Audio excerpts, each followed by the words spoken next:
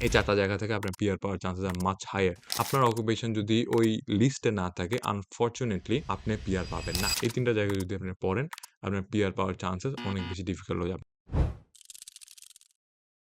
অস্ট্রেলিয়ার পিআর নিয়ে সব জায়গায় অনেক মিসকনসেপশনস, রাইট?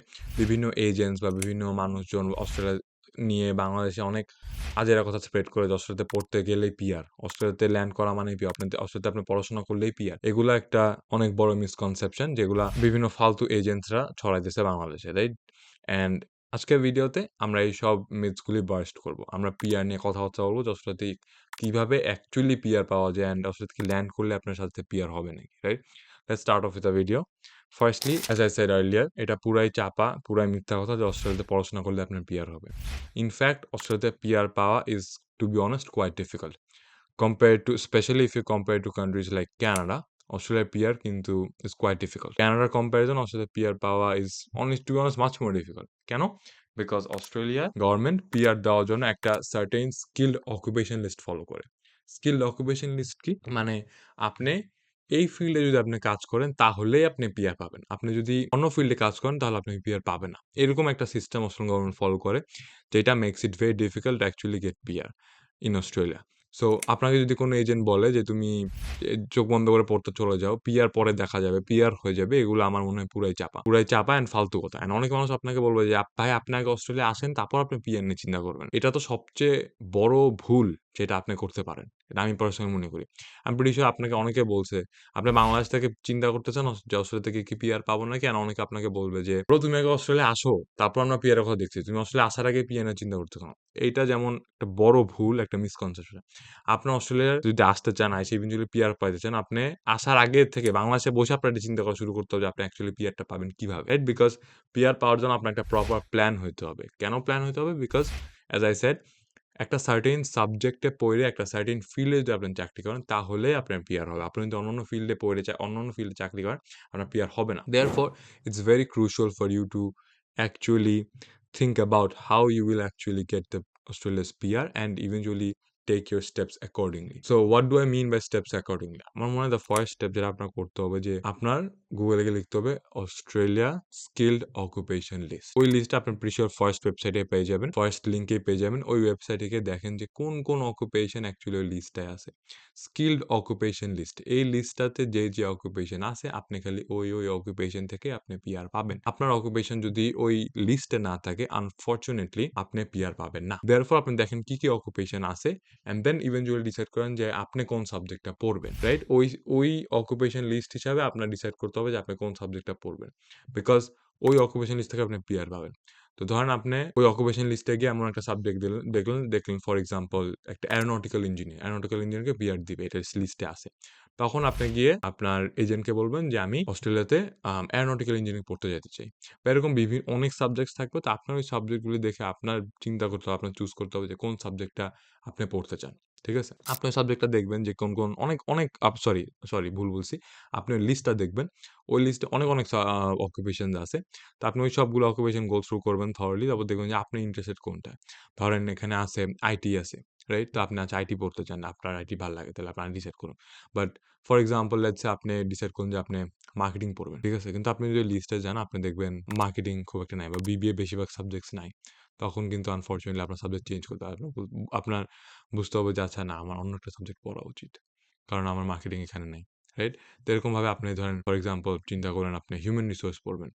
রাইট? আপনি আগে ডিসাইড করুন যে আপনি হিউম্যান রিসোর্স এ পড়তে জন্য আপনি ইন্টারেস্টেড। তারপর আপনি লিস্টে গিয়ে দেখলেন, লিস্টটা খুললেন, দেখলেন হিউম্যান রিসোর্স নাই। তারপর আপনার কি করতে হবে? আপনার অন্য একটা সাবজেক্ট চুজ করতে হবে যে আপনি অ্যাকচুয়ালি পিআর পাইতে চান অস্ট্রেলিয়াতে। This is the main catch. Subject is the primary thing that determines if you are gonna get PR in Australia or not. Right? So that will be your first step to actually ensure যে আপনি PR পাবেন না কিনা। এখন অনেকে আমাকে বলবে যে, "ভাই আমিও লিস্টে গেছি।" লিস্টে গিয়ে যেমন লিস্টে যেমন বেশি ওই লিস্টের এখন ওই লিস্টের প্রাইমারি জিনিসটা হচ্ছে যে লিস্টে বিবিএর সাবজেক্টস নাই। আনফরচুনেটলি অস্ট্রেলিয়াতে আপনি যদি বিবিএ যেকোনো সাবজেক্ট পড়েন আপনার কিন্তু পিআর পাওয়াটা অনেক বেশি difficult. And there is a very high chance যে আপনি পিআর পাবেন না। This is the sad reality. আমি জানি অনেক বিবিএ স্টুডেন্টস এই ভিডিও দেখতেছে। বাট স্যাড রিয়ালিটি এটাই যে বেশিরভাগ বিবিএ সাবজেক্টগুলি নাই। দেয়ারফর আপনার সাবজেক্ট চেঞ্জ করে অন্য একটা সাবজেক্ট পড়তে হবে if you want to actually get PR in Australia. এখন অনেকে আমাকে বলবে যে, "ভাইয়া এই যে ভাই আমি লিস্টে গেছি, আপনি বললেন বিবিএ নেই। তো বিবিএ মানে কি মার্কেটিং। এখন আমি মার্কেটিং সার্চ দিয়েছি, মার্কেটিং এ তো এখানে মার্কেটিং স্পেশালিস্ট আছে। কিন্তু আপনি কেন বললেন মার্কেটিং লিস্টে নেই?" আপনাকে কেন আমি বললাম লিস্টে নাই? আপনি যখন মার্কেটিং পড়বেন, গ্র্যাজুয়েট করবেন, আপনি কিন্তু তখন একটা মার্কেটিং স্পেশালিস্ট হবেন না গ্র্যাজুয়েট করার সাথে, সাথে। আপনি গ্র্যাজুয়েট করার সাথে, সাথে মার্কেটিং এর এন্ট্রি লেভেল রোলগুলোতে থাকবেন। ঠিক আছে? তারপর আপনি জব করে আপনার মিনিমাম ৮ থেকে ১০ বছর জব করার পরে আপনি একটা মার্কেটিং স্পেশালিস্ট হবেন। আপনি যখন গ্র্যাজুয়েট করবেন আপনার কাছে খালি ২ বছরের ভিসা দেওয়া হয়। ওই ২ বছরের ভিসার মধ্যে আপনার পিআর ম্যানেজ করতে হবে। আপনি কি এখন এই ২ বছরের মধ্যে আপনার একটা মার্কেটিং স্পেশালিস্ট হইতে পারবেন? মার্কেটিং স্পেশালিস্ট হয়ে পিআর নিতে পারবেন? হাই চান্স না। এজন্য আমি বলি যে মার্কেটিং নাই। মার্কেটিং দিয়ে পড়ে পিআর পাওয়াটা অনেক ডিফিকাল্ট অস্ট্রেলিয়াতে। That's what I am saying. এখন আপনারা যদি অলরেডি ধরেন বাংলাদেশে ৮-১০ বছরের, যেমন আমাকে ওইদিন একজন নক দিছে। তার মার্কেটিং এ বাংলাদেশে ৮-১০ বছরের এক্সপেরিয়েন্স। আরো বেশি ১৫ বছরের এক্সপেরিয়েন্স। পরে উনি ডিরেক্ট পিআর এর জন্য এপ্লাই করছে। উনি ডিরেক্ট পিআর হয়ে গেছে এজ আ মার্কেটিং স্পেশালিস্ট। উনি মার্কেটিং স্পেশালিস্ট থেকে হয়ে বাংলাদেশ থেকে ডিরেক্ট পিআর নিয়ে আসে। উনি একটা মার্কেটিং স্পেশালিস্ট। বাট আপনি গ্র্যাজুয়েট করার সাথে, সাথে আপনি একটা মার্কেটিং স্পেশালিস্ট হবেন না। এটাই হচ্ছে প্রাইমারি জিনিস। Same goes for human resource manager. ওই লিস্টে যেমন হিউম্যান রিসোর্স ম্যানেজার আছে। ওইটা ম্যানেজার হইতে আপনার অনেক বছর লাগে। কিন্তু আপনার কাছে গ্র্যাজুয়েট করার পর ২ বছর থাকবে আপনার two sort out your PR. However আপনি যদি লেটস সে ইঞ্জিনিয়ারিং পড়েন, লেটস সে আপনি একটা সিভিল ইঞ্জিনিয়ারিং পড়ছেন। সিভিল ইঞ্জিনিয়ার ওই জিনিসটা কিন্তু লিস্টে আছে। তো আপনি গ্র্যাজুয়েট করার সাথে, সাথে কিন্তু আপনি সিভিল ইঞ্জিনিয়ার। সো আপনি কিন্তু পিআরটা পাবেন। ওই লিস্টে ফর এক্সাম্পল কনস্ট্রাকশন ম্যানেজারও আছে আবার সিভিল ইঞ্জিনিয়ার আছে। এই কনস্ট্রাকশন ম্যানেজার হইতে আপনার একটা সিভিল ইঞ্জিনিয়ারিং ডিগ্রি প্লাস অনেক বছরের এক্সপেরিয়েন্স ৮-১০ বছরের এক্সপেরিয়েন্স লাগে to actually become construction manager, right? However একটা সিভিল ইঞ্জিনিয়ার হইতে আপনি জাস্ট ডিগ্রি গ্র্যাজুয়েট করে সাথে civil engineer. And construction manager, civil engineer ২ টা কিন্তু লিস্টে আছে। এবার আপনি যদি খালি সিভিল ইঞ্জিনিয়ার থেকে এপ্লাই করেন আপনার পিআর হওয়ার চান্সেস হায়ার। এটাই গেল অকুপেশন লিস্ট। সব সাবজেক্ট ওই লিস্টে গিয়ে দেখবেন কোন সাবজেক্ট আছে। বেশিরভাগ science based subject unfortunately. So pharmacy, medical, engineering, IT, stem সাইডের সাবজেক্ট বেশি। বিবিএ এর সাবজেক্ট অনেক কম, আর্টসের সাবজেক্ট একটু কম আনফরচুনেটলি। সো এটা গেল প্রাইমারি জিনিস। সেকেন্ড জিনিস যেটা ডিটারমাইন করবে যে আপনি অ্যাকচুয়ালি পিআর পাবেন না কিনা in the long run is your region, যে আপনি কোথায় পড়তেছেন। রাইট? অকুপেশন আমরা বলছি ফার্স্ট জিনিস যেটা ডিটারমাইন করে আপনি পিআর পাবেন। সেকেন্ড জিনিস যে আপনার রিজিয়ন। এখন বাই দিস টাইম আপনার জানা উচিত যে সিডনি, মেলবোর্ন, ব্রিসবেন এই ৩ টা জায়গায় যদি আপনি পড়েন, আপনার পিআর পাওয়ার চান্সেস অনেক বেশি ডিফিকাল্ট হয়ে যায়। আপনি যদি ৩ টা জায়গায় পড়েন বা থাকেন, ইউ ক্যান ডু ২ থিংস। আপনি ডিরেক্টলি বাংলাদেশ থেকে কোনো একটা রিজিওনাল জায়গায় আসেন। রিজিওনাল জায়গা মানে কি? মানে সিডনি, মেলবোর্ন, ব্রিসবেন বাদে অন্যান্য সব জায়গাকে রিজিওনাল বলে। বাট আমি পার্সোনালি সাজেস্ট করব সিডনি, মেলবোর্ন, ব্রিসবেন এগুলা যে স্টেটে, সো এনএসডব্লিউ, ভিক্টোরিয়া, কুইন্সল্যান্ড এই স্টেটের বাইরে অন্যান্য স্টেটে আসতে। যেমন western Australia, south Australia, Tasmania, Darwin, northern territory এইসব স্টেটে যদি আপনি পড়তে যান, আপনার পিআর পাওয়ার চান্সেস অনেক বেশি হাই হয়ে যায়। বিকজ এইসব স্টেট যে আপনি পড়ছেন, এই স্টেটগুলো আপনাকে পরে ইন দ্য লং রান একটা নমিনেশন দিবে। That is called state nomination. মানে এই স্টেট আপনাকে পিআর দিচ্ছে। আর স্টেট যদি আপনাকে নমিনেশন দিয়ে যায়, তার মানে আপনাকে ওই কান্ট্রি অস্ট্রেলিয়া আপনাকে পিআর দিবেই। স্টেট নমিনেশন পাওয়া মানে there is a very high chance আপনার ইভেনচুয়ালি পিআর হয়ে যাবে। রাইট? দেয়ারফর স্টেট নমিনেশনের জন্য আপনার অন্যান্য স্টেটে যাওয়া উচিত। এজন্য আমি বলছি যে সিডনি, মেলবোর্ন, ব্রিসবেন যেগুলো যে স্টেট, এই স্টেটের বাইরে যাইতে আপনাকে। রাইট? এগুলোতে বাইরে যত আপনি যাবেন অত বেশি আপনার লাভ হবে। আর আরেকটা জিনিস হচ্ছে প্লাস আপনি যদি একটা রিজিওনাল জায়গায় পড়ছেন আপনি আরো ৫ পয়েন্ট পান for your PR application. PR application তো পয়েন্ট সিস্টেমে হয়। তো আপনি ৫ পয়েন্ট পান ফর স্টাডিং ইন রিজিওনাল। তারপর আরো ৫ থেকে অ্যারাউন্ড ১৫ পয়েন্ট পান for state nomination, right? So 190 ভিসার জন্য পিআর ভিসা ওটার জন্য আপনি ৫ পয়েন্ট পান ফর স্টেট নমিনেশন। দেন আপনি 491 একটা ভিসা আছে ওটা হচ্ছে পাথওয়ে টু পিআর ভিসা। ওইটার জন্য আপনি ১৫ পয়েন্ট পান ফর স্টেট নমিনেশন। তারপর এখান থেকে আপনি বুঝতেছেন যে বাইরের স্টেটে পড়াটা আপনার জন্য অনেক বেশি জরুরি। ইদার আপনি পড়েন অ্যান্ড হাউএভার এমন যে সিচুয়েশন আপনি ডিরেক্ট অন্য এসব রিজিওনাল জায়গায় পড়তে যাওয়ার মতো আপনার এবিলিটি নাই এখন, রাইট?